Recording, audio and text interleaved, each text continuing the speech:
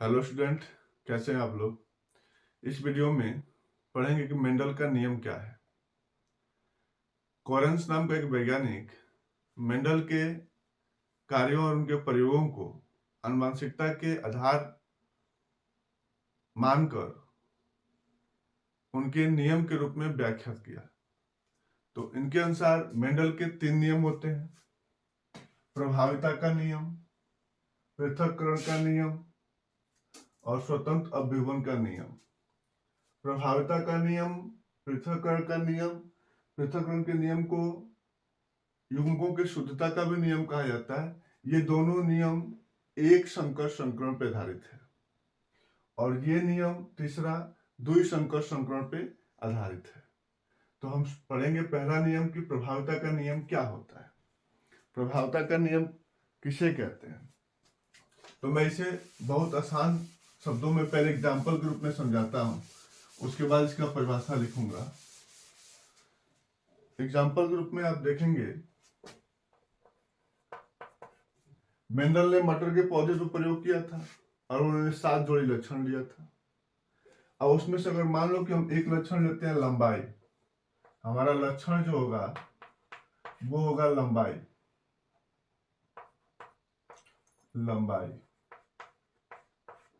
तो लंबाई के 2 विपर्यासी रूप होते हैं, एक शुद्ध लंबा, एक शुद्ध बौना। तो अगर हम एक जोड़ी विपर्यासी लक्षण ले, ये जो लंबाई हम लिए हैं इसमें हम एक ले लें शुद्ध लंबा,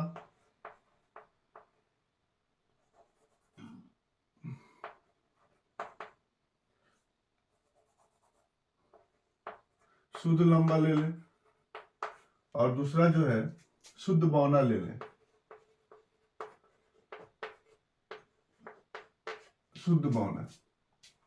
तो लंबाई का जो जीन लिखा जाता है, एलील लिखा जाता है, क्योंकि उस समय मेंडल ने जीन एलील नहीं खोया था, उस समय मेंडल ने कारक कहा था। तो अगर हम एलील लेते हैं या जीन या कारक लेते हैं तो लंबाई का अंग्रेजी होता है टॉल। तो टॉल का पहला अक्षर हम यूज करते हैं जीन के रूप में, और मेंडल ने कहा कि जो एलील होगा, जो जीन होगा, वो हमेशा जोड़े में होगा। तो इसके लिए हम कैपिटल टी ले लेते हैं। अब ये शुद्ध बौना है, लंबाई का ही रूप है, तो हम यहाँ पे बौना का ड्वार्फ नहीं लेंगे, इसका स्मॉल टी लेंगे, इसका स्मॉल टी, और ये टी जो है ये भी जोड़े में होगा, जोड़े में होगा। अब हमारे पास 2 जीन मिल गए, एक शुद्ध लंबे का और एक शुद्ध बौने का। अब हम इसमें क्रॉस कराएं तो पहले युग्मक बनते हैं, क्योंकि दोनों जीन समान है। तो हम चाहे तो एक जीन भी यहाँ पे ले सकते हैं, और नहीं तो अगर समझ में नहीं आएगा आप लोगों को कि एक जीन क्यों लिया गया, तो हम इसको युग्मक बना लेते हैं, युग्मक। तो ये कैपिटल टी हो गया, ये भी कैपिटल टी हो गया, दोनों बट के अलग अलग युग्मक बन गया। और इसका भी हम युग्मक बना लें, स्मॉल टी, स्मॉल टी। ये जनक थे और ये हमारा युग्मक हो गया। अब इनके बीच अगर हम क्रॉस कराते हैं तो इनका क्रॉस हम इन दोनों में एक एक बार कराएंगे। तो यहां से हम यहां करा लिए, तो कैपिटल टी स्मॉल टी, इसका क्रॉस हम यहां करा लें, तो कैपिटल टी और स्मॉल टी। फिर इसका क्रॉस इन दोनों में कराएंगे, तो हम पहला बार यहां करा लें, कैपिटल टी स्मॉल टी, और यहाँ पे कैपिटल टी और स्मॉल टी। आपने यहाँ पे देखा कि सभी के सभी जो है संकर लंबा पौधे बन रहे हैं, संकर लंबा, ये भी संकर लंबा है, ये भी संकर लंबा है, ये भी संकर लंबा है। चारों के चारों जो है संकर लंबा पौधा बना है। अब यहाँ पे लंबाई के जो जीन हमारे पास कैपिटल टी है, वही जीन यहाँ पे प्रभावित उपस्थित है, यही जीन उपस्थित है। इसको हम प्रभावी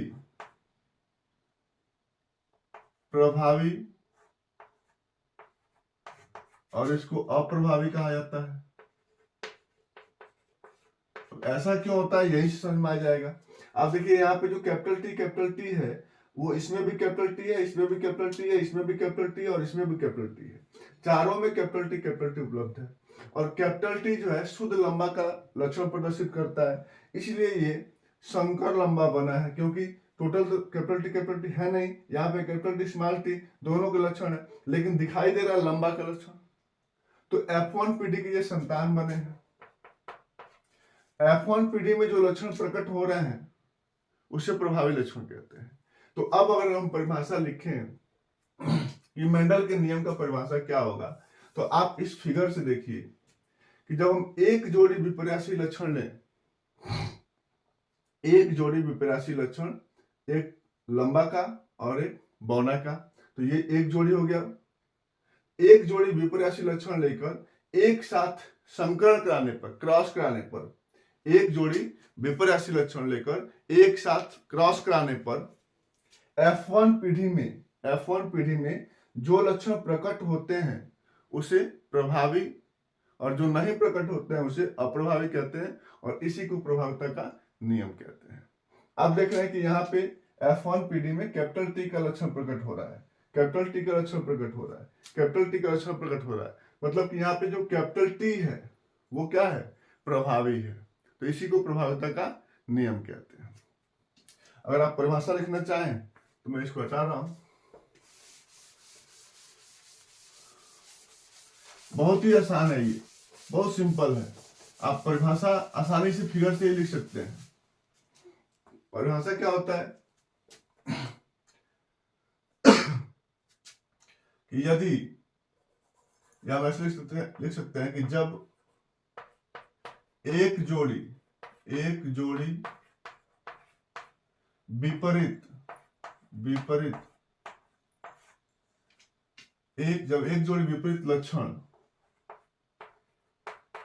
लक्षण लेकर क्रॉस कराया जाता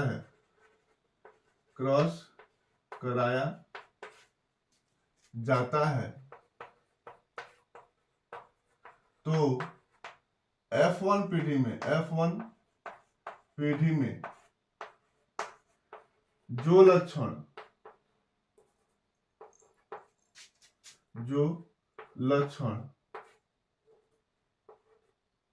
प्रकट होता है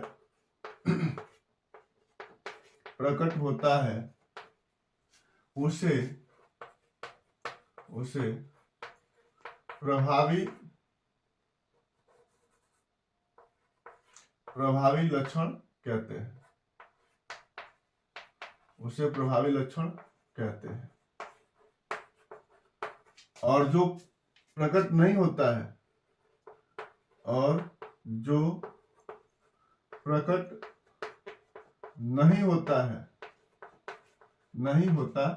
है, उसे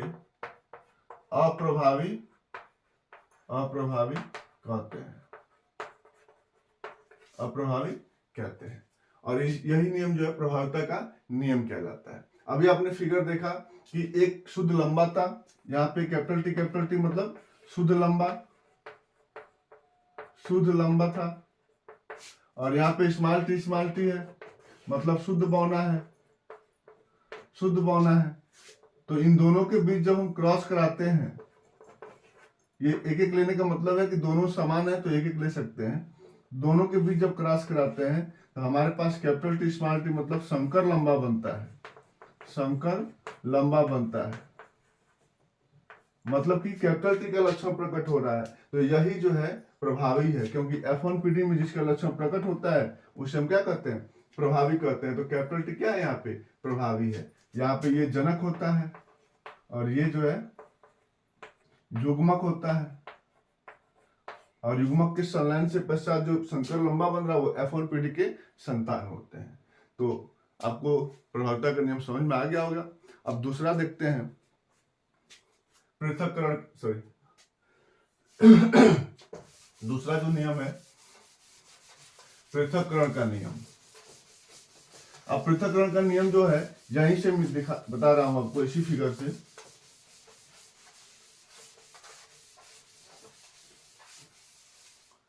पृथक्करण का नियम, दूसरा नियम,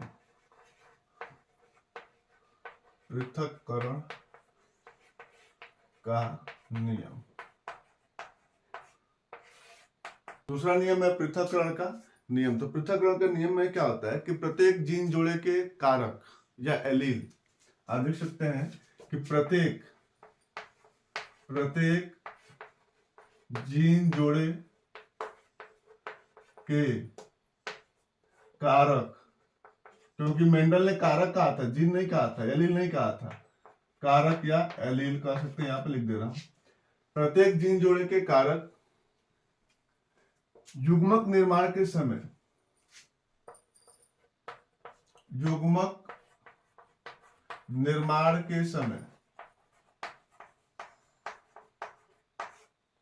स्वतंत्र रूप से एक दूसरे से अलग अलग हो जाते हैं। युग्मक निर्माण के समय एक दूसरे से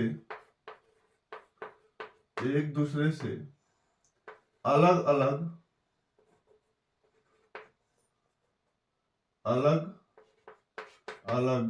युग्मकों में चले जाते हैं, बढ़ जाते हैं।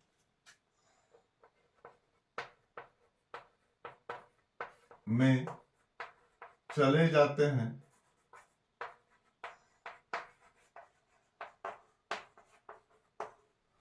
और युग्मनज बनते समय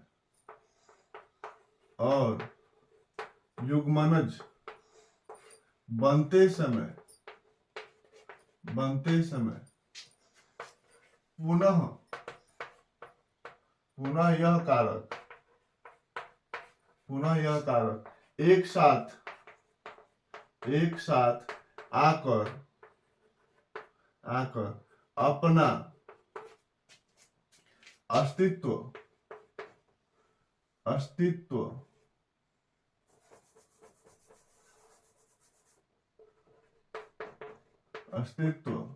बनाए रखते हैं।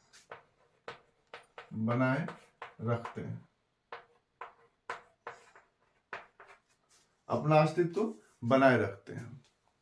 अब यहाँ पे देखो कि प्रत्येक जीन जोड़े के कारक, जिसको एलील कहा जाता है, युग्मक निर्माण के समय एक दूसरे से अलग अलग युग्मकों में चले जाते हैं और युग्मनज बनते समय पुनः यह कारक एक साथ आकर अपना अस्तित्व बनाए रखते हैं। तो इसको जो है पृथक्करण का नियम कहा जाता है। अब इसको अगर हम समझें कि पृथक्करण का नियम क्या है, तो उसे समझाते हैं आपको कि ये कैसे होता है। एग्जाम्पल देखिए, बहुत आसान है और आसानी से आपको समझ में आ भी जाएगा, बहुत सिंपल चीज है और बोर्ड में तो पूछा जाता है, 5 नंबर के अंतर्गत आता है ये। एग्जाम्पल देखें कि एक शुद्ध लंबा और एक संकर लंबा, सॉरी इसको भी हम शुद्ध लंबा मान ले, शुद्ध बौना मान ले इसको, शुद्ध बौना। अगर इसका हम दोनों एलील, अभी आप देखें कि दोनों एलील समान होते हैं। शुद्ध बौना है तो स्मॉल टी, कैपिटल लंबा है तो शुद्ध लंबा है तो कैपिटल टी। अब ये युग्मक बने, एक कैपिटल टी आ गया, दोनों समान है, इसमें से एक स्मॉल टी ले लेंगे। जब दोनों युग्मक समान होते हैं, दोनों एलील समान होते हैं, इसमें एक एक युग्मक हम ले सकते हैं आसानी से, और 1 से 2 बनते हैं, मतलब 4 युग्मक बनते हैं दोनों से। अब इनके बीच क्रॉस करा दिया गया, क्रॉस कराएंगे तो कैपिटल टी स्मॉल टी बनेगा। ये हमारा हो गया F1 पीढ़ी का संतान। अब ये बनेगा संकर लंबा। अब F1 पीढ़ी के संतान में हमने देखा कि एक कैपिटल टी है, एक स्मॉल टी है, मतलब ये विषम युग्मजी है। समयुग्मजी तो है नहीं, विषम युग्मजी है। समयुग्मजी ये है, समयुग्मजी ये है, लेकिन ये जो F1 पीढ़ी के संतान बना है ये विषम युग्मजी है। तो जब इसमें स्वपरागण कराया जाएगा, सेल्फ फर्टिलाइजेशन कराएंगे या स्वपरागण कराएंगे, स्वपरागण कराते हैं, तो इन दोनों के बीच एक हो गया हमारे पास, इसी में करा रहे हैं तो कैपिटल टी स्मॉल टी, और फिर ये कैपिटल टी स्मॉल टी। तो यहां पर आप देखें कि ये 2 युग्मक बनेंगे, एक कैपिटल टी हो गया, कैपिटल टी स्मॉल टी, यहाँ पे कैपिटल टी और स्मॉल टी, दोनों से युग्मक बनते गए, इसमें स्वपरागण कराया गया। तो अब इनके बीच जब क्रॉस कराएंगे तो ये कैपिटल टी हो गया और इनके बीच कराएंगे तो कैपिटल टी स्मॉल टी हो गया, इनके बीच तो कैपिटल टी स्मॉल टी हो गया, और इनके बीच तो स्मॉल टी और स्मॉल टी हो गया। आपने देखा कि जो F1 पीढ़ी में हमने शुद्ध लंबा और शुद्ध बौना लिया था, वो F2 पीढ़ी की जो संतान बना उसमें शुद्ध लंबा और शुद्ध बौना का जीन जो है उपलब्ध हो गया।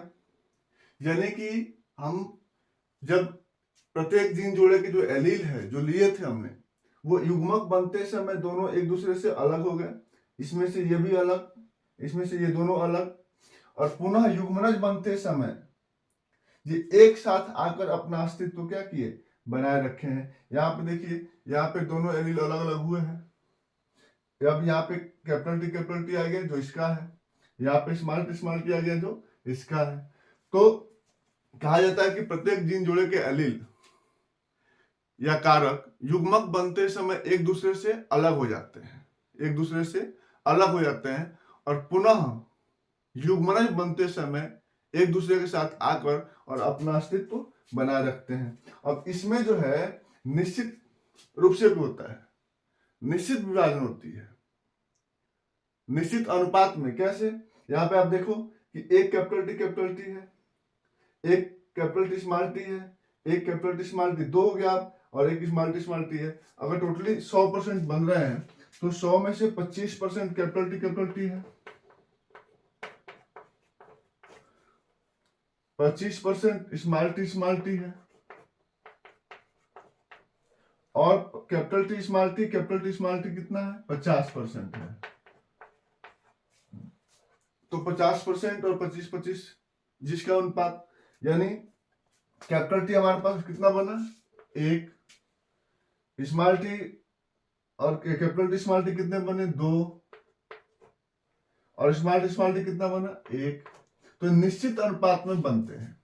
जो दूसरा नियम है पृथक्करण का नियम, ये निश्चित अनुपात में होता है। तो ये दूसरा नियम भी समझ में आ गया आपको। अगर आपको समझ में आ रहा है तो कमेंट में जरूर कमेंट करिएगा। आप जो चाहते हैं, पूछना भी चाहते हैं, तो वो कमेंट में करके आप पूछ सकते हैं, कमेंट से पूछ सकते हैं कि आप ये बता दीजिए, तो मैं उसको निश्चित ही बता दूंगा।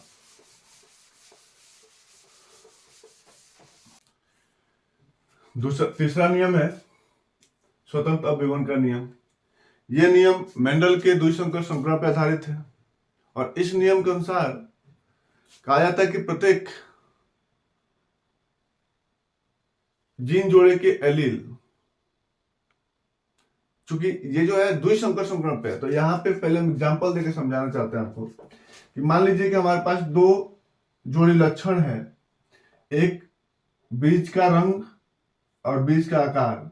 तो बीज का रंग मान लें कि गोल और पीला, और दूसरा जो है गोल और हरा हो। दो लक्षण लेते हैं क्योंकि ये द्विसंकर संक्रमण पर आधारित है, और द्विसंकर संक्रमण में दो जोड़ी विपरीत लक्षण लिया जाता है। तो अगर हमारे पास गोल हो, गोल के लिए हम जो लिखते हैं वो राउंड लिखते हैं, कैपिटल आर, और ये प्रभावी है, ये प्रभावी लक्षण है, तो ये आर हो गया, कैपिटल आर। पीला का होता है येलो, कैपिटल वाई। गोल का विपर्यासी होता है स्मॉल आर। यहाँ पे कैपिटल आर आता है, यहाँ पे स्मॉल आर होगा। पीला का जो विपर्यासी है, तो यहाँ पे कैपिटल वाई है, तो यहाँ पे कैपिटल स्मॉल वाई होगा। तो अब आप देखेंगे कि ये कहता है स्वतंत्र अपव्यवन का नियम कि दो जीनों की वंशागति में प्रत्येक जीन जोड़े के एलील या युकारक युग्मक निर्माण के समय दूसरे जीन जोड़े से अलग हो जाता है। यानी यहां पे आप देखेंगे कि इसमें अगर हम क्रॉस कराते हैं तो इस क्रॉस के अंतर्गत यहाँ पे कैपिटल आर है, तो इसमें से हम एक आर मानते हैं, और यहाँ पे कैपिटल वाई है तो एक वाई मानते हैं। यहाँ पर अगर लेते हैं तो यहाँ से भी हम देखेंगे कि यहाँ पे कैपिटल आर नहीं, स्मॉल आर है, तो इसमें से एक आर और इसमें से एक स्मॉल वाई लेते हैं। जब इनको हम क्रॉस कराते हैं तो ये बनते हैं capital R small R, capital Y small Y. तो ये F1 पीढ़ी के संतान हुए। अगर हम F1 पीढ़ी के संतान में स्वपरागण कराएं तो इनके जो एलील है गोल का, जो गोल का एलील है वो पीले के एलील से और हरे के एलील से ये आसानी से क्या हो जाते हैं, अलग हो जाते हैं, पृथक हो जाते हैं। आप देखेंगे कि यहां से जब युग्मक बटेगा तो ये कैपिटल आर स्मॉल आर अलग हो जाएगा, कैपिटल आर स्मॉल आर अलग हो गया, और ये जो है कैपिटल वाई स्मॉल वाई अलग हो जाएगा। तो ये कहता है कि जीन जोड़े के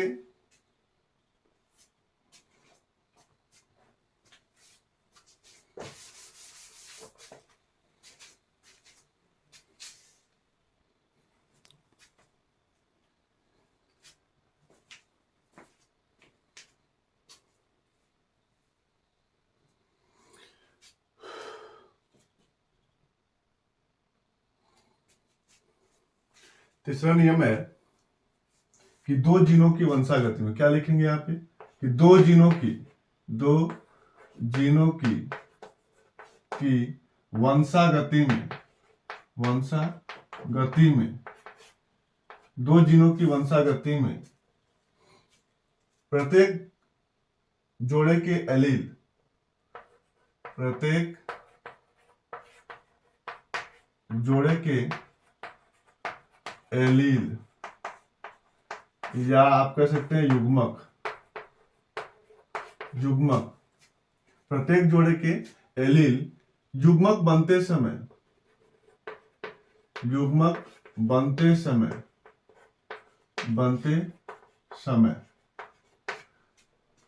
दूसरे जोड़े के एलील से, जो साथ में दूसरा जोड़ा होता है, तो दूसरे जोड़े के एलील से स्वतंत्र रूप से पृथक हो जाता है,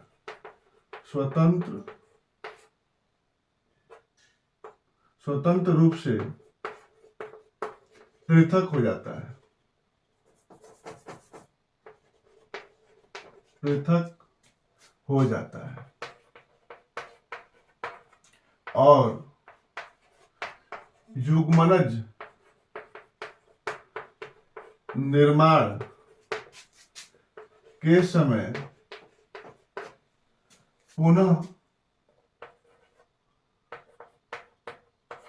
पुनर्व्यवस्थित हो जाते हैं,